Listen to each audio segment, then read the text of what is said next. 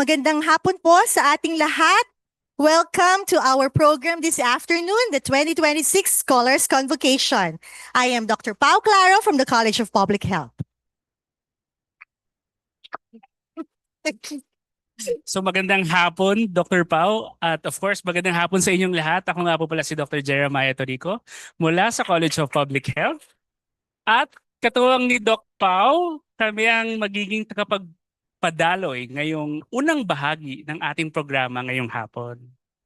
Tama, Doctor. Dito sa bulwagan ng Emilia Yap sa College of Pharmacy, kasama natin ang mga scholar mula sa College of Pharmacy, College of Public Health, and the National Teacher Training Center for the Health Professions. And of course, we're also joined by the other colleges in the College of Nursing Auditorium. So, nandoon ang College of Nursing at College of Allied Medical Professions. So, College of Arts and Sciences Theater, nandoon naman ang College of Arts and Sciences. At of course, sa plenary hall ng Henry C. Building, we have the College of Medicine and the College of Dentistry. Okay, so UP Manila, no, taon-taon ay ginagawa itong ating Scholars Convocation to recognize and celebrate the academic excellence and outstanding achievements of our students. This year, we are recognizing our university and college scholars for the second semester of academic year 2024 to 2025 and the first semester of academic year 2025 to 2026. So, sama-sama nating ipagdiriwang ngayong hapon ng inyong sipag, tiyaga, at dedikasyon sa pag-aaral bilang mga scholar ng bayan. At upang simulan ang ating programa ngayong hapon, inaanyayahan namin ang lahat upang tumayo para sa isang maikling pagdarasal at isang sandaling katahimikan na susundan ng ating pambansang awit.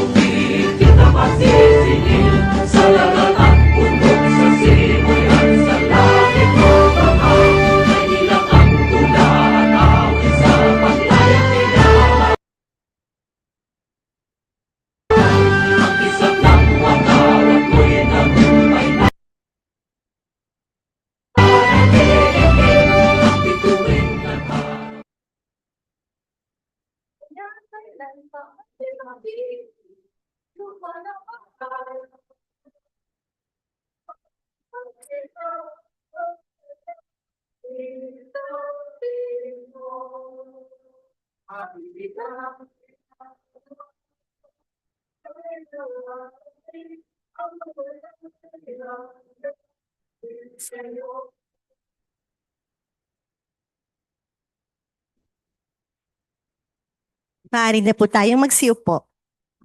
So para sa ating pambungad na mensahe, inaanyayahan po natin ang ating mahal na Chancellor ng Universidad ng Pilipinas, Manila, Dr. Michael L.T.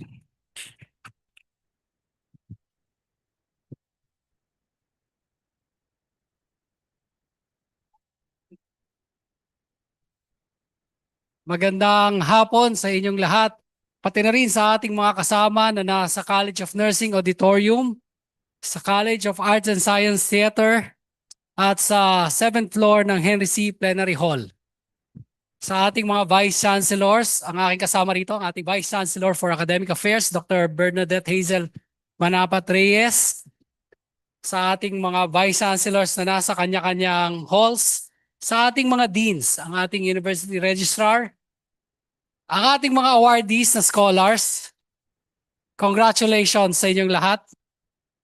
At sa ating mga faculty na nagtulong-tulong, mga department chair na gumawa ng programa kung saan kayo'y nakinabang bilang mga estudyante at napatunayan ninyo ang inyong galing. Ngayong araw, kikilalanin kayo bilang mga scholar ng bayan. Alam nyo, 9 na taon ako nag-aaral sa undergrad. Kung matuturing nating undergrad yung medicine. 4 years na BS Biology, 5 years sa medicine. At pwede kong sabihin na ako, sa panahon na yan hanggang ngayon ay nakakatatlong Scholars Convocation na. At yun ay nung ako ay Chancellor noong 2024, 2025 at ngayon. Ganon talaga eh. Mahirap noon mag-aral. Tsaka mahirap ang CMT. Di ba, Dr. Texon? Kaya yung mga lalaki hindi nagiging, siguro kami lang yun, na hindi nagiging honor. Well, congratulations sa inyo. And ako'y nasisiyan ngayon dahil yung ating seremonya to ay nagbigay sa atin ng isang pagkakataon upang marinig ang kwento kung bakit nga ba tayo dapat maging scholar. At yung pagiging scholar ba ay dahil lang sa tayo ay merong award na naging 1.25 o mas mataas ang ating grade o 1.75 ang ating grade? Hindi natin alam. Kaya nais kong mamaya tumuon tayo ng pakikinig sa ating scholar na magbabahagi ng kanyang kwento. Siya ay formal na ipakikilala ng ating Vice Chancellor for Academic Affairs dahil talagang siya mismo, damang-dama niya kung paano ang pagiging scholar sa UP ay nagiging bahagi ng pagsisilbi sa ating bayan na may husay at dangal. Kaya inaanyayaan ko kayo bago ninyo tanggapin at namnamin ang pagiging scholar na kikilalanin ngayon ay tignan natin paano pagkatapos sa ating gumraduate na tayo ay magiging katulad ng ating mga guro, ng ating mga pinuno dito sa programa na inyong pinapasukan, mga alumni na nauna sa inyo, at higit sa lahat, after 10 years, kayo rin ang nandito upang magkwento ng inyong mga tinahak na landas bilang scholar ng bayan na naglingkod sa ating bayan. Magandang hapon po sa inyo at congratulations muli. Maraming salamat po, Chancellor Michael T. Upang ipakilala po ang ating tagapagsalita ngayong hapon na ito, tinatawagan po namin si Vice Chancellor Dr. Bernadette Hazel Reyes. Magandang hapon sa lahat, hindi lamang dito sa College of Pharmacy Auditorium, but to our 3 other sites. No? I have the pleasure of introducing our guest speaker for this morning. In fact, I have to give credit to VC Jotec because he was the one who picked our speaker this morning. And we chose her precisely because she is like all of you, but at the same time, she's not like any of you. Okay? So, Dr. Desiree Adel T. Pomogas is a rural health physician working in the municipality of Dulag in Leyte. I had the pleasure of visiting her in her site, and her clinic, her rural health unit, is situated in a resettlement area from those who had to move residences after Typhoon Haiyan. So her immediate clinic is surrounded by 1,000 homes, with about six people each. So you can imagine how many patients she actually has. And the additional catchment area of the municipality she serves. So you have to go through very quiet roads, trails with rice fields on both sides, and then all of a sudden you see a clearing with 1,000 homes and the clinic that she serves. Dr. Pomogas is a graduate of UP Manila. No? She is a product of the stepladder curriculum of the School of Health Sciences in Palol, Leyte, where she graduated first with a certificate in community health in 2012. This is now known as the midwifery course, a Bachelor of Science in Nursing in 2015. And they did not give her pause. No? She was pushed to continue on to medicine and finish her medical degree during the height of the pandemic in 2020. Dr. Pomogas comes from a program where there is no OPCAT. There are no grades, so she doesn't know what CS means, US means. It's a very radical program, but we're very, very proud to say that in that program, we're able to graduate students and now alumni such as her. When she took the board exam in midwifery in 2012, she finished top 5. When she took the exam for nursing in 2015, she finished number 7. That's impressive, isn't it? No? We all know we can be CS or US, but when we take the boards, we're just going to be happy to pass, right? But she outdid expectations and did very well in those licensure exams, showing that, this innovative curriculum can actually give us graduates who are competitive with the rest of our students. But she didn't stop there. She earned a master's in public management, health governance track from the Ateneo School of Government in 2024. So you can imagine, she has 3 licenses and a master's degree to boot. Now, she's now on her 5th year of service to the rural community, which now includes her 3-year deployment contract under the Doctors to the Barrios program. Dr. Pomogas is a member of the Philippine Medical Association, the Leyte Medical Society, and the Philippine Society of Public Health Physicians. In her work in public health, she leads the planning, development, implementation, monitoring, and evaluation of all health programs and projects in their local health system. Very heavy load for such young person, no? She also continues to partner with UP School of Health Sciences, as well as government and non-government developmental partners to improve health outcomes in the rural communities. When we visited her RHU, I think that was in March or February, March ba? March. She had with her 2 medical students from SHS who shadow her for 6 months. And you would be impressed by how much the students who also graduated nursing in SHS can do and actually have contributed to the health programs of their municipality.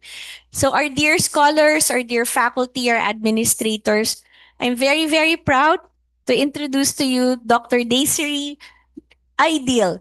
Paligtad po ng pangalan ng mami niya na Lydia. Hello, mami. Ideal Pomogas.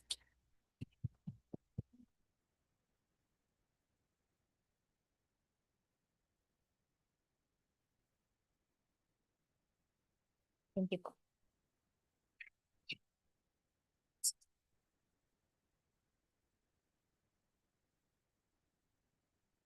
Hindi ako kita.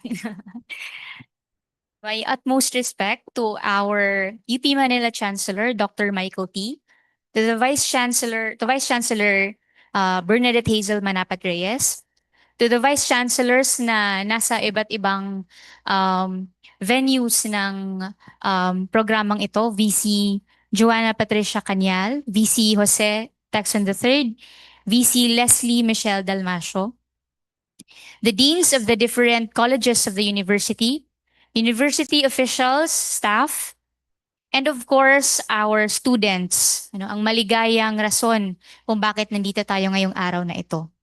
Magandang araw po sa inyong lahat. Maraming salamat po sa pag-imbita upang makadalo sa makahulugang araw na ito ng pagkilala ng kahusayan at pagsisikap ng ating mga iskolar ng bayan. I was admittedly hesitant, ma'am, at first to accept the invitation to speak with you today. But in the end, I thought there must be a reason for this timing and opportunity. Hindi ko po alam kung ilan po sa inyo ang may alam na may School of Health Sciences po, pero ang School of Health Sciences ay 50 years na po ngayong taon. And it's my honor and privilege to give voice or to represent every scholar there who came before me and who for countless years have chosen the path of service to the rural and underserved communities of our country. And seeing you all today made me reflect on my own journey as a scholar as well. It reminded me that we all have something worthwhile to share. As widely different we are and our experiences are, we do share the same struggles. We take comfort in the same relationships. And we hope for the same success and happiness. I entered the UP system po in 2010 as a scholar of my home barangay in the municipality of Matalom, a fourth-class municipality at the western seaboard of the province of Leyte. The UP Manila School of Health Sciences sends letters to the various underserved communities of the country. They inform the local officials and the community members na may available scholarship slots sa SHS. So unlike po sa UP Manila, wala po kaming UPCAT. Walang mga required na general weighted average. Instead, yung pre-entry requirements include barangay resolutions. So yung barangay resolution nagsisignify ng kanilang endorsement and support to the scholar. And meron pang signature ng at least 75% ng lahat ng households sa inyong endorsing barangay. So I remembered sitting in the barangay council session, hearing them lengthily deliberate the resolution, as it includes commitment to send financial support for the duration of my studies. In small rural communities such as my own, even a few hundred pesos a month is already a significant chunk of the barangay's annual budget. So yung ilang libo sa isang year na yon, pwede na yung magamit sa incentives ng barangay health workers or ibang volunteers, food supplies para sa feeding program para sa mga malnourished children, or financial assistance for individuals and families in crisis situations. So that was my first ever experience with leadership and governance in health.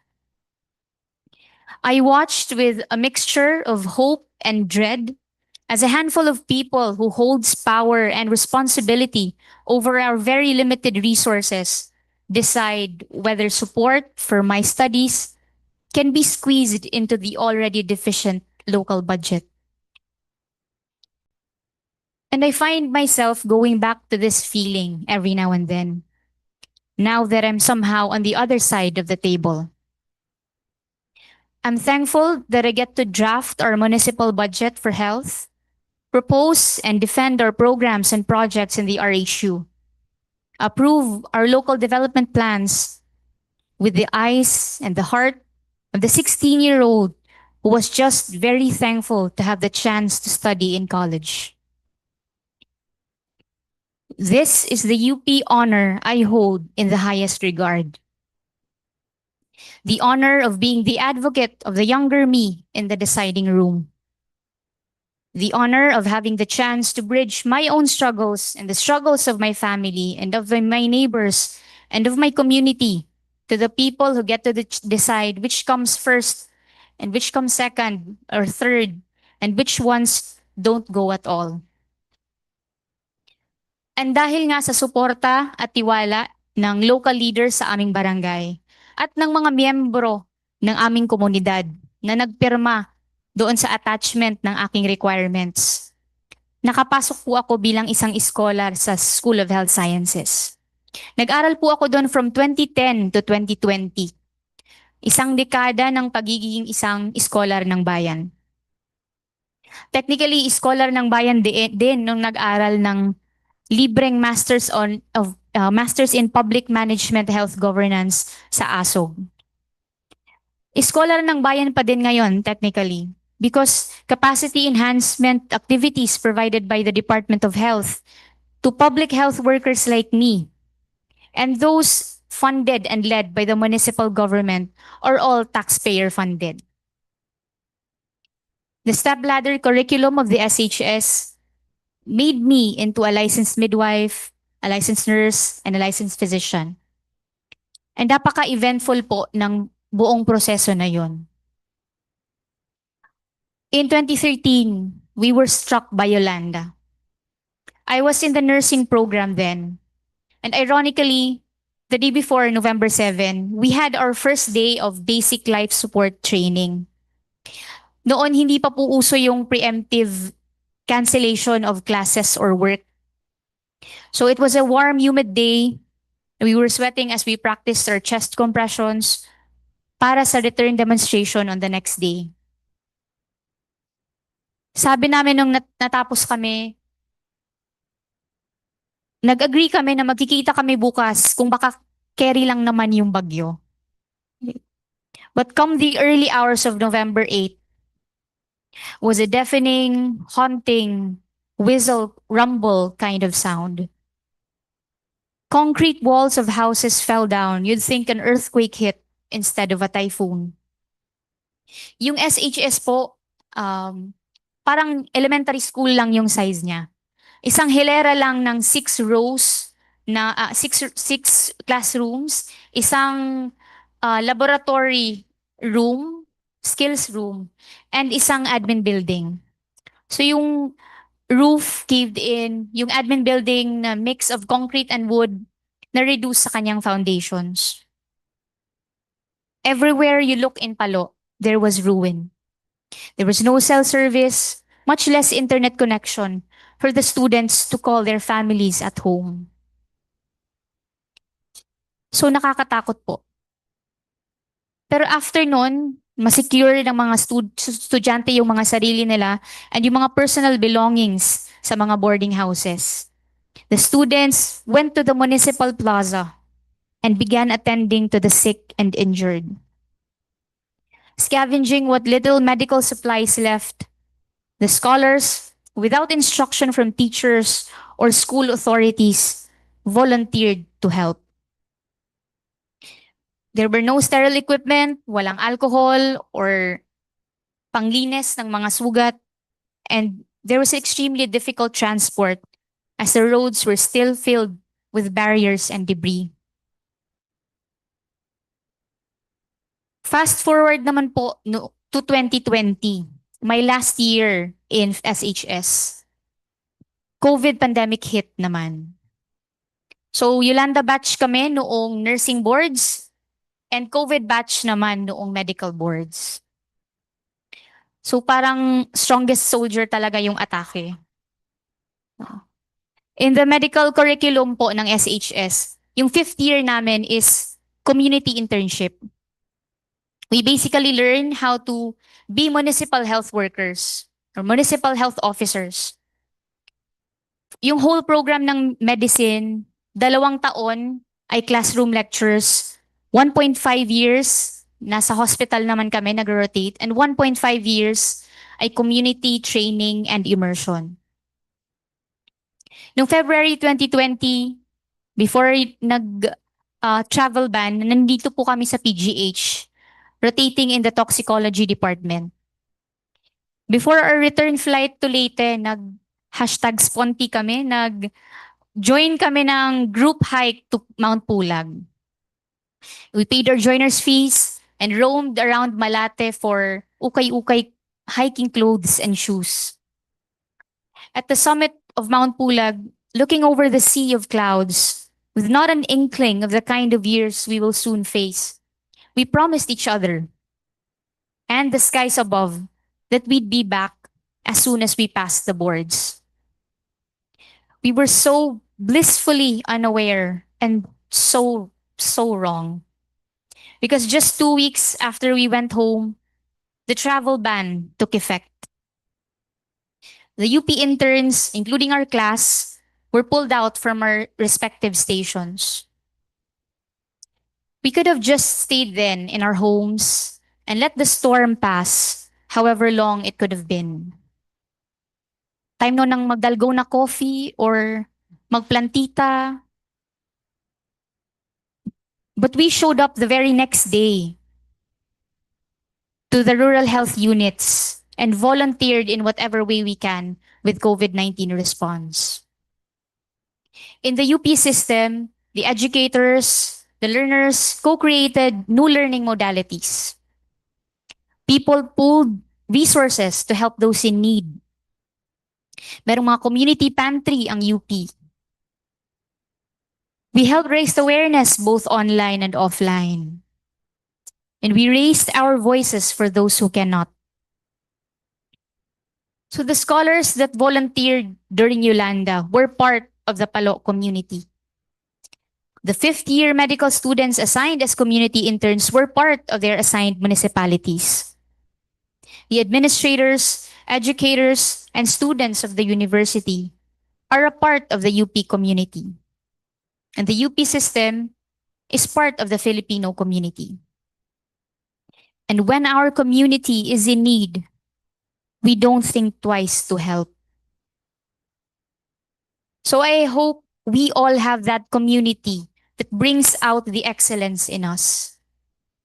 I hope we choose to surround ourselves with that we can trust, that we know we can fall back on in times of need, and that makes us feel that every struggle and every effort is worthwhile. Because this is the UP excellence I hold to the highest regard.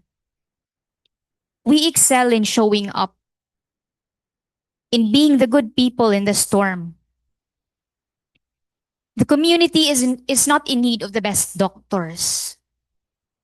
The community is not in need of the best pharmacists or the best scientists. The community and the country and the Filipino people are in need of good people. Good and excellent workers who show up and do the work because the work is important. And the work affects and changes people's lives. And the work is the purpose. And the work is the reward in itself. So after the work of passing the PLE, I started working professionally. I was deployed under the Doctors to the Barrios program of the National Health Workforce Support System of the Department of Health. So parte din po yun ng MOA na pinirmahan namin with UP. In this program, you only get to choose among the priority municipalities of the National Health Agency. These include doctorless municipalities from all over the country, or those with high gaps between health workforce demands and current capabilities, or those with geographically isolated and disadvantaged areas, which many parts of Eastern Visayas have. We have island municipalities that are hard to reach, taking many hours by boat. We have mountainous communities across treacherous paths across rivers accessible only by hours of hiking or dangerous motorcycle rides or hours of carabao rides.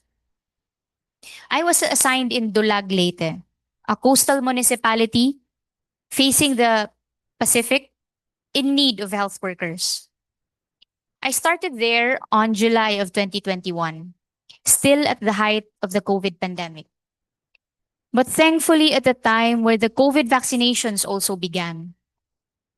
So I spent most of my waking hours screening, monitoring, and administering the vaccines.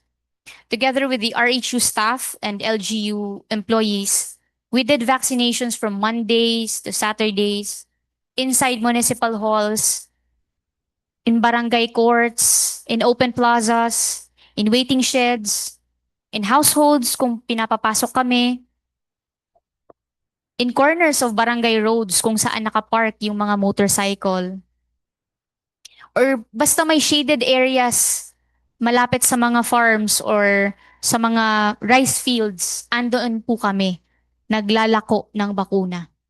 Para lang makover namin, para ma-protect lang yung against COVID yung aming mga tao. The rest of the time, I'm either in full PPE, monitoring and giving health interventions to COVID patients at the isolation facility, or referring patients that need inpatient care. Or I'm in a meeting with local government officials or DOH technical teams that guide and co-create local response policies. Or I'm at the outpatient area wearing a mask and this dreadful face shield. Inside a semi-closed makeshift cubicle of kawayan and acetate sheet. It was a hectic period for sure. There was no time to think about anything else really. No time to grieve or process. I operated in urgency for the things that I need to do. And I operated on detachment for the things outside my control. It's ironic that the health profession that enables us to care for others also forces us somehow not to care too much. Or to care for just a limited period of time. Because there's always the next patient to attend to. The next case that needs 100% of your focus and energy. The next family to break the bad news to. The next task to take off. And unfortunately, this is not unique in healthcare. It's a phenomenon we are all subjected to in our daily lives. And if we're not careful, we will find ourselves far from the values and ideals we had when we first set forth. I anchor myself by this question thrown at us by Sir Jean during our global health course in 2013. Sabi niya, kanino ang naaagnas na kaluluwa? So let our time in school and in work be also spent in the effort of preserving and nurturing our kaluluwa. Speaking of naaagnas na kaluluwa, Emmy, I'm now in my 5th year in public health. Satisfying naman po and iba ang saya sa public health. So much so that after my 3-year DTTB contract, I got absorbed. Nagpa-absorb po ako sa LGU. I'm actually one of the few stories of retention in my DTTB batch, where I continue to do my oath and serve the people of Dulag with all that I can. But being in this position, sa isang nagstay sa community, I know and understand very well the reasons and the choice to leave the rural community. The experience there could really make or break you and your perception of and willingness to continue in public health. It can be hugely fulfilling, but it can be just as difficult. And like public health, no matter wherever your lives and careers take you, dear scholars, your experiences will be immensely impacted by the people that surround you. The set structures and dynamics, the politics, the politics, the politics, the fiscal health of your organization, the culture and norms of your team, the differences among team members, which can become so big that it affects your team's work and output. Hindi naman tayo tinuruan sa school paano mag-diffuse ng away or paano mag-resolve ng mga hindi pagkakaintindihan among team members. So these are all external to us and we'll often find it frustrating to have to deal with. Trabaho na lang sana, pagdodoktor na lang sana. Pero may times nakaaway mo pa yung politicians or iba yung interests nyo.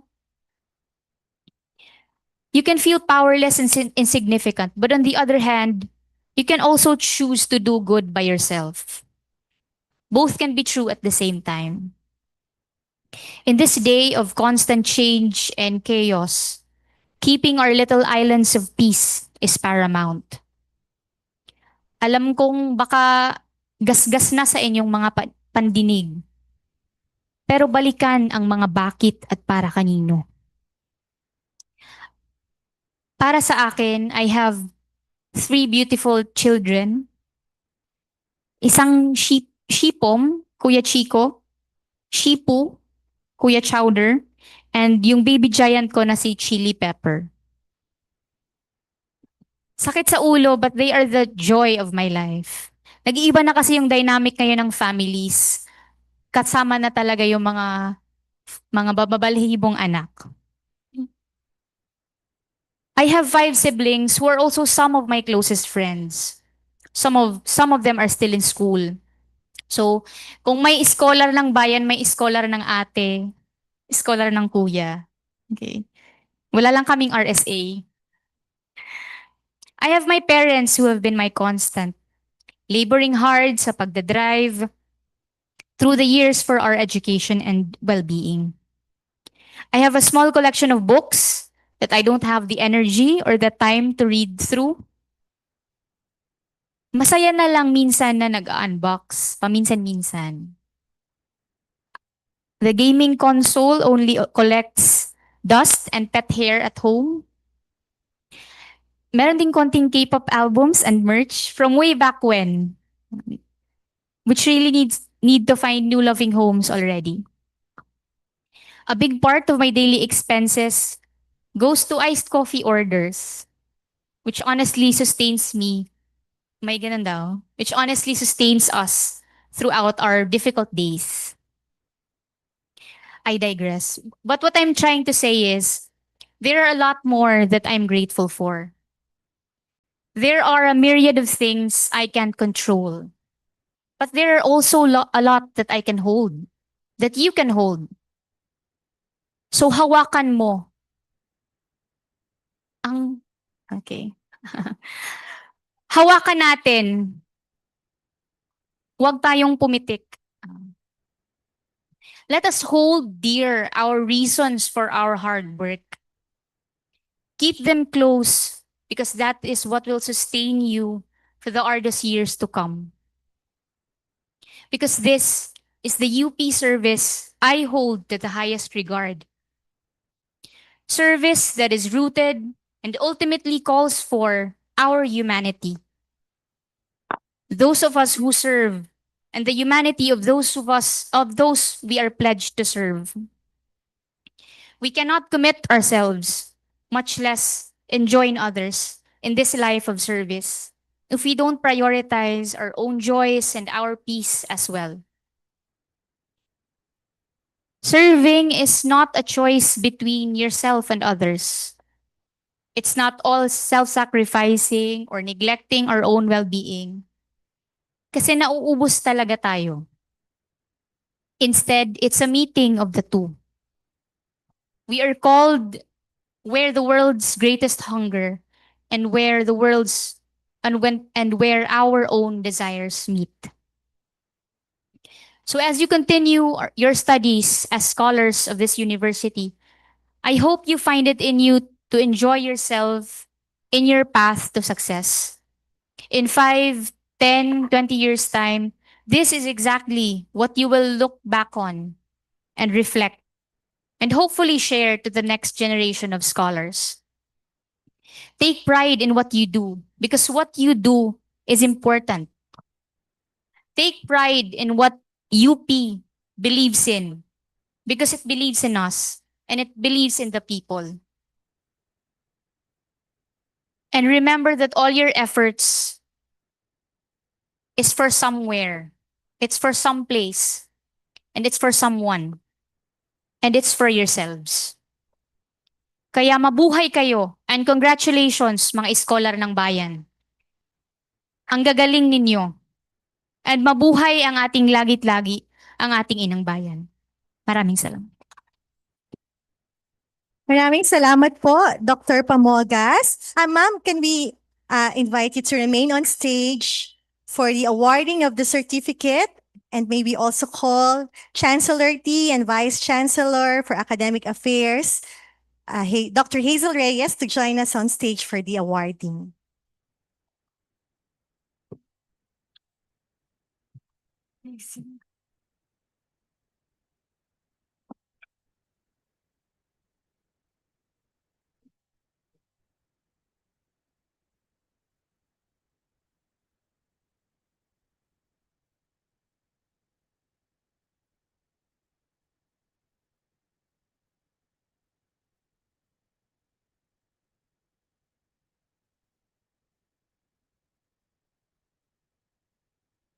Okay. At this point din po, we'd also like to call the rest of our esteemed UP Manila officials, our deans and university registrar to join on stage for a brief photo opportunity.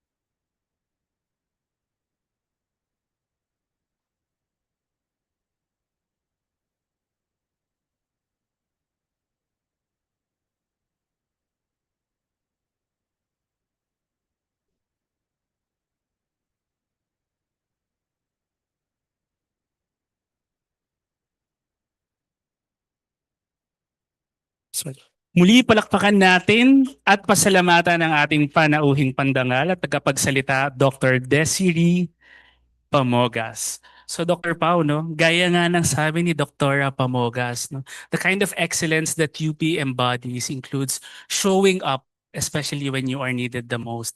And that responsibility should be shown even after graduation, beyond schoolwork. Because as scholars ng bayan, no, bilang mga scholar ng bayan, we owe it to our people to serve. Tama, Doc Chernot. Very inspiring talaga.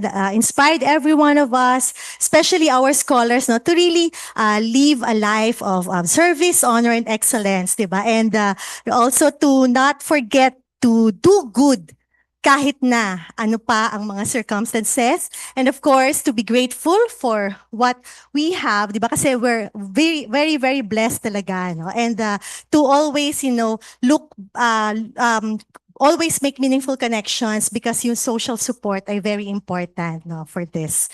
Okay, so maraming salamat po again, Dr. Pamogas, sa inyong makabuluhan at talagang napaka-inspirational na mensahe.